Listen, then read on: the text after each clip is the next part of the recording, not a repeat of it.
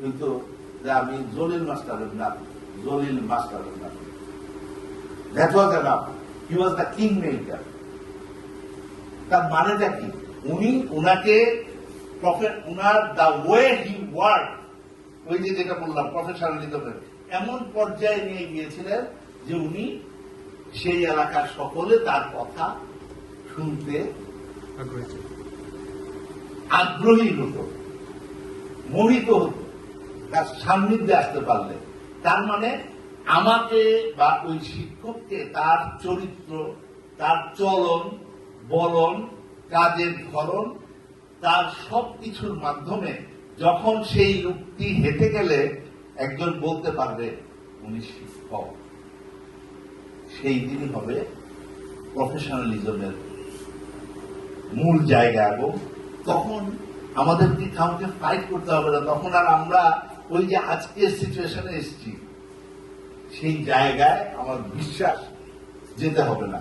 আমার কাছে আমার এই যে 35 বছরের পরে এসে আমার মনে হয়েছে যে আমরা সামনের দিকে না এগিয়ে, শিক্ষকতা মহান পেশা, শিক্ষকতা জাতির শিক্ষা জাতির মেরুদণ্ড, শিক্ষক জাতির গুরুদণ্ড, এইসব কথাবার্তা আগেও হয়েছে, এখনো হইতেছে। আগে ইহা অর্থবহ ছিল, এখন ইহা অর্থবহ নয়। কেন নয়? That is the thing that we have to internalize. That is where আমরা, এটা খুবই ক্ষুদ্র প্রয়াস, কিন্তু এই যে প্রজেক্টের মাধ্যমেও দৃষ্টিভঙ্গির পরিবর্তনের প্রয়োজন। নিজেকে আপলিফটেড করার চিন্তা করতে হবে। সেই প্রয়াসের অংশ হিসাবে এই বেসিক ট্রেনিং, যাতে আমরা নিজেকে প্রফেশনাল হিসাবে চিন্তা করতে পারি। একদিন আসবে যেদিন আপনাকে প্রমাণ করতে হবে না যে আমি বড় না ডাক্তার বড়, আমি বড় না ইঞ্জিনিয়ার বড়। কারণ আমি নিজের চোখে দেখেছি, আমার বাবা ইউনিভার্সিটির শিক্ষক, কিন্তু আমার প্রাইমারি স্কুলের শিক্ষক আমার খবর নিতে আসলে আমার বাবার মুখে ফেনা বেরিয়ে যেত, স্যার আমার ছেলেটারে একটু দেখে রেখে। দুর্ভাগ্য, আমরা শিক্ষকের ভিতরেও এখন কাস্ট সিস্টেম চালু করছি।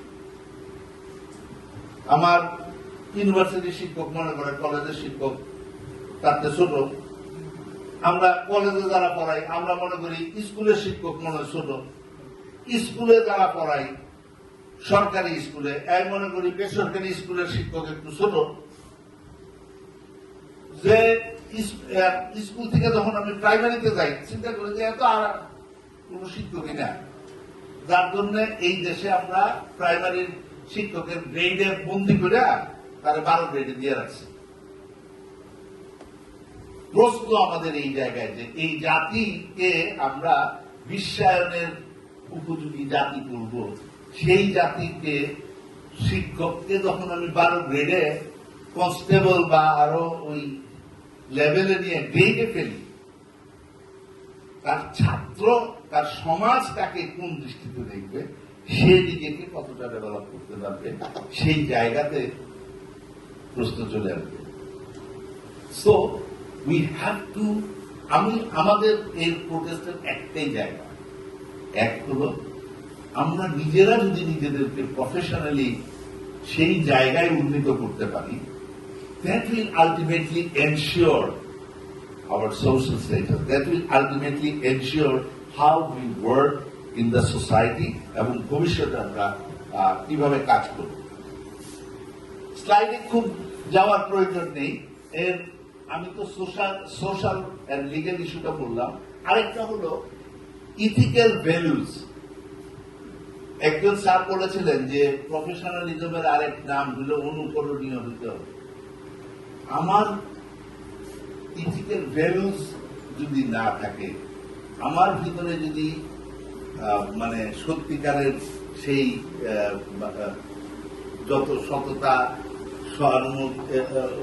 সহানুভূতিতা এবং ভালোবাসা এবং রেসপেক্টিং আদার্স, এই গুণ না থাকে, এবং যেসব কাজগুলো মানুষ ইয়ে করে সেই কাজ গুণগুলি আমার ভিতরে না থাকলে আমার ছাত্র কি সেটা ফলো করবে? শিক্ষক হয়ে আমি যদি পার্টিজান করি, তাহলে কি অন্যরা ফলো করবে? That is where we have to play. So, professionalism is an interplay between knowledge, শুধু নলেজ নিলে হবে না, সোশিও কালচারাল যে বিলিভ, শিক্ষকের সাথে যে এট্রিবিউশন গুলি আছে, যাতে একটা সময় ছিল মানুষ বলতো এই কাজ ওনার দ্বারা সম্ভব না, উনি তো শিক্ষক। We have to remember this.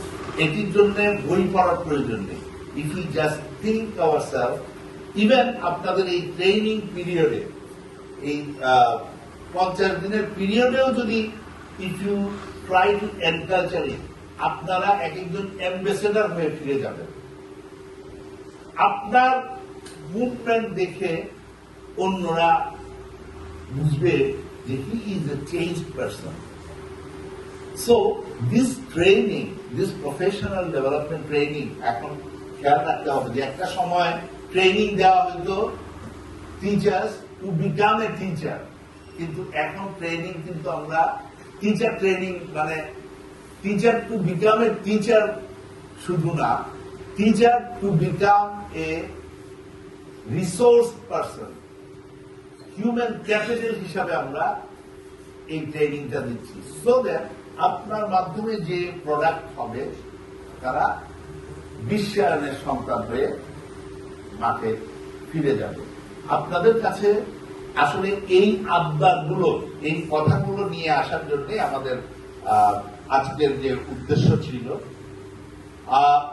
এর ভিতরে অনেকগুলি আপনাদের সাথে অলরেডি আলোচনা করেছি, যেমন understanding the ethics and values. আপনারা এই শব্দগুলোর সাথে শুধুমাত্র আমরা পরিচিত।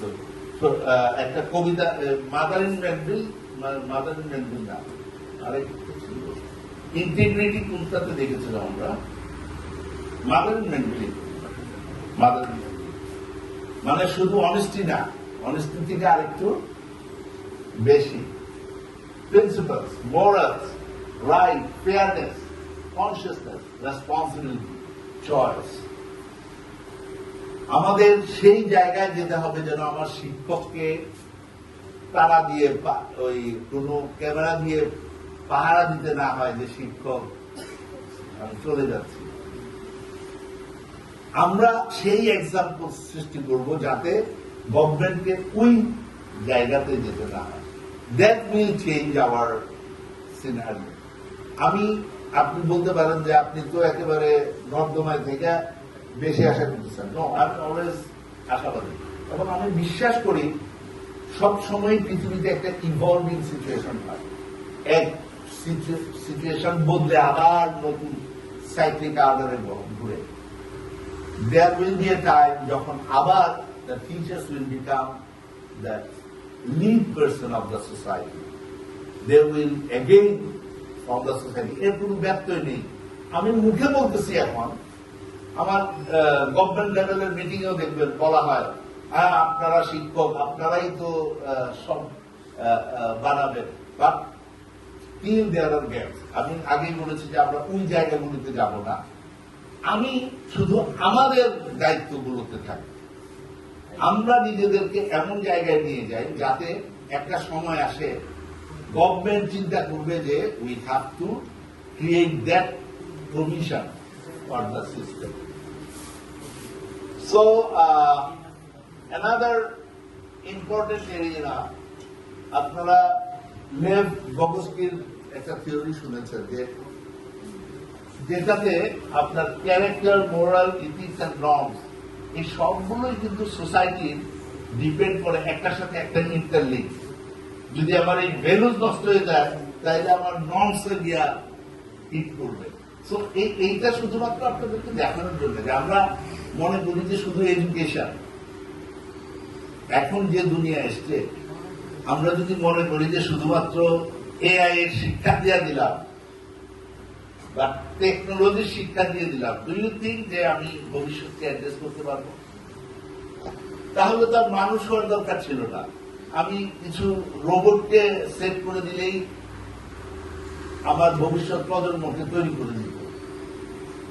The robots cannot do it. Why? because robot is lacking human